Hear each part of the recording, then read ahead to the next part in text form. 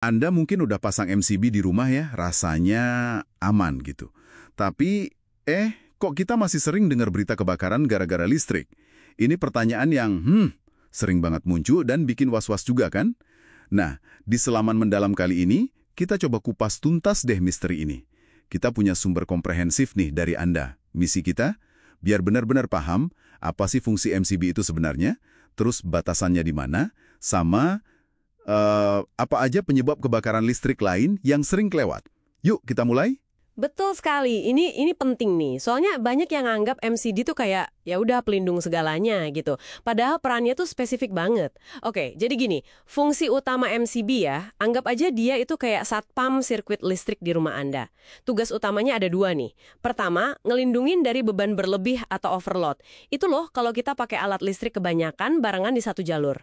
Oh, yang bikin listrik tiba-tiba jeblek itu ya? Nah iya, itu pakai mekanisme thermal. Ada bimetal gitu, kalau panas kelamaan karena arusnya ketinggian, dia melengkung, terus trip. Kedua, dia ngelindungin dari hubungan singkat atau korsleting. Itu kalau ada kabel positif negatif nyentuh, arusnya langsung melonjak gede banget. Korsleting, oke. Nah, kalau korsleting ini, dia pakai mekanisme magnetik, reaksinya super cepat, kilat pokoknya. Jadi emang dia jagoannya buat dua masalah gede itu ya? Kebanyakan beban sama korsleting mendadak.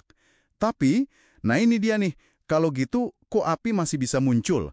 Berarti ada dong skenario bahaya lain yang MCB ini nggak ngeh. Tepat, itu dia. Ada keterbatasan krusialnya. Yang pertama, dan ini sering banget jadi biang keladi kebakaran, itu namanya busur api atau arc faults. Busur api? Kayak gimana tuh? Itu tuh kayak percikan listrik liar, kecil tapi bahaya. Biasanya muncul karena kabelnya udah jelek, rusak, atau mungkin sambungannya kendor, isolasinya ngelupas. Nah yang ngeri, busur api ini panasnya bisa, sampai 500 derajat Celcius. Cukup buat nyamber material dekatnya, kayak kayu atau plastik. Hah? 500 derajat? Dari percikan doang? Serem banget. Tapi, kenapa MCB-nya nggak trip kalau sepanas itu? Arusnya nggak cukup gede gitu. Nah, seringnya gitu. Arus dari busur api ini polanya aneh, kadang naik, turun, nggak stabil, dan nilainya itu seringkali di bawah batas tripnya si MCB. Jadi MCB standar itu nggak ngenalin ini sebagai overload atau korsleting biasa. Dia kayak buta gitu sama pola arus yang aneh ini. Terus yang kedua, keterbatasannya itu soal panas berlebih akibat resistansi tinggi. Contohnya nih, sambungan kabel yang kendor di terminal atau mungkin kualitas stop kontaknya jelek. Oh, kayak yang agak goyang-goyang gitu ya kadang. Iya, bisa jadi. Nah, titik sambungan yang nggak bener itu bisa jadi panas banget. Resistansinya tinggi di situ. Panasnya bisa sampai melelehkan isolasi kabel di sekitarnya. Padahal, arus total yang ngalir di sirkuit itu belum tentu bikin MCB trip. MCB kan nggak punya sensor suhu di setiap sambungan. Oke. Jadi jelas ya sekarang, MCB itu jaganya di gerbang utama aja, ngelihat arus total sama lonjakan mendadak. Tapi dia nggak patroli detail ke tiap sambungan atau nyari percikan-percikan kecil yang arusnya aneh. Pantes saja kebakaran masih bisa kejadian. Kalau kita lihat lagi sumber Anda nih, kayaknya masalahnya lebih ruwet ya. Nggak cuma soal MCB-nya aja, tapi ada faktor-faktor lain juga yang sering jadi pemicu. Betul. Sumber Anda juga menyoroti itu. Kualitas instalasi listriknya sendiri. Itu penting banget. Kabel yang udah tua, getas, rusak, atau, nah ini, yang pakai kabel non-SNI yang nggak standar. Itu bahaya laten, materialnya kan kita nggak tahu kualitasnya. Iya juga ya. Terus sambungan yang kendor, asal lilit aja, atau instalasi yang semrawut, kabel berantakan di mana-mana, itu semua nambah risiko. Belum lagi kebiasaan kita sendiri kan? Numpuk colokan teh itu udah kayak ritual ya kadang. Atau pakai kabel roll panjang digulung pula sebagian. Terus pakai alat berat kayak pemanas air atau AC di stop kontak yang jalurnya nggak kuat. Itu semua kan ngundang bahaya. Iya, bener banget. Faktor lingkungan juga ngaruh loh. Tempat yang lembab, atau panel listrik yang kepanasan, mungkin dekat sumber panas lain, atau bahkan gangguan hewan kayak tikus yang doyan ngerikiti kabel. Oh ya tikus, sering tuh. Plus yang paling sering mungkin, ya kelalaian kita sendiri. Jarang banget ngecek kondisi instalasi, apalagi yang tersembunyi. Terus kalau ada tanda-tanda aneh, kayak bau gosong, atau stop kontak anget, atau ada suara kretek-kretek, seringnya kita cuekin aja. Waduh, iya juga ya.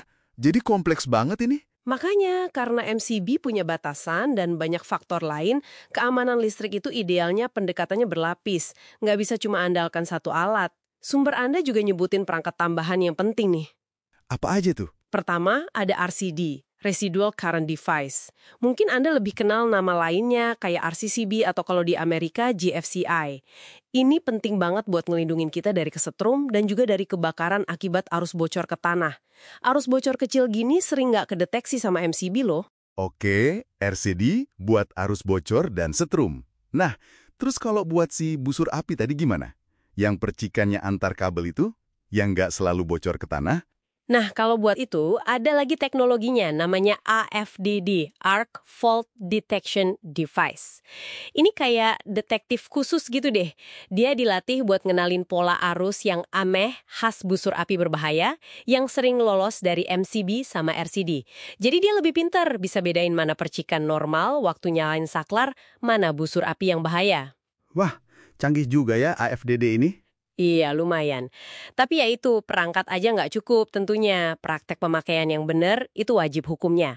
Inspeksi rutin instalasi sama ahlinya, terus selalu deh usahain pakai komponen yang SNI, jangan main-main sama kualitas. Hindari beban berlebih, pastiin semua sambungan itu kencang dan benar, jauhin listrik dari air, dan yang penting juga, kita belajar ngenalin tanda-tanda bahaya. Jadi, kesimpulan dari selam mendalam kita kali ini, jelas banget ya. MCB itu penting banget malah sebagai pondasi. Tapi, dia bukan superhero yang bisa ngatasin semua masalah listrik sendirian. Keamanan listrik itu sebuah sistem, harus berlapis. Kombinasi perangkat proteksi yang tepat, MCB, RCD, mungkin AFDD kalau perlu, ditambah instalasi yang benar, dan kebiasaan kita sebagai pengguna yang aman. Persis. Nggak ada solusi tunggal, nggak ada peluru perak. Ujung-ujungnya, kesadaran kita sendiri akan risiko dan tindakan pencegahan yang proaktif itu jadi lapisan pertahanan terakhir yang paling krusial. Nah, sebagai penutup nih, coba deh Anda renungkan sejenak. Kapan ya terakhir kali Anda ngecek kondisi kabel atau stop kontak di rumah? Terutama di tempat-tempat yang jarang kelihatan, kayak di belakang lemari, di atas plafon, atau di gudang.